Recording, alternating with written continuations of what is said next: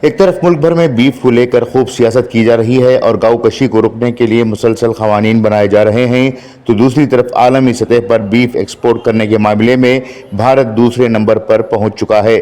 بھارت کے بعد آسٹریلیا اور امریکہ کا مقام ہے، جبکہ پہلے مقام پر برازیل ہے۔ اس سلسلے میں عالمی سطح کی ایک رپورٹ سامنے آئی ہے۔ سال 2023 کے اپریل تک بھارت نے 14.75 لاکھ ٹن بیف ایکسپورٹ کیا ہے، جس کی وجہ سے بھارت کو عالمی سطح پر دوسرا مقام حاصل ہوا ہے۔ برازیل نے 30 لاکھ ٹن بیف ایکسپورٹ کیا، جبکہ امریکہ نے اسی میعاد میں 14.22 لاکھ ٹن بیف کو ایکسپورٹ کیا تھا۔ چوتھے مقام پر آسٹریلیا ہے، جس نے 11.75 لاکھ ٹن بیف ایکسپورٹ کرنے کا دعویٰ کیا ہے۔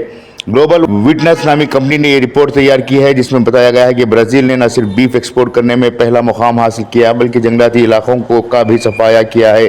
اس رپورٹ سے یہ واضح ہوا ہے کہ مودی حکومت صرف بھارت کے لوگوں کا منہ مار رہی ہے اور اپنے دیش کے جانوروں کو دوسروں کے حلق میں اتار رہی ہے۔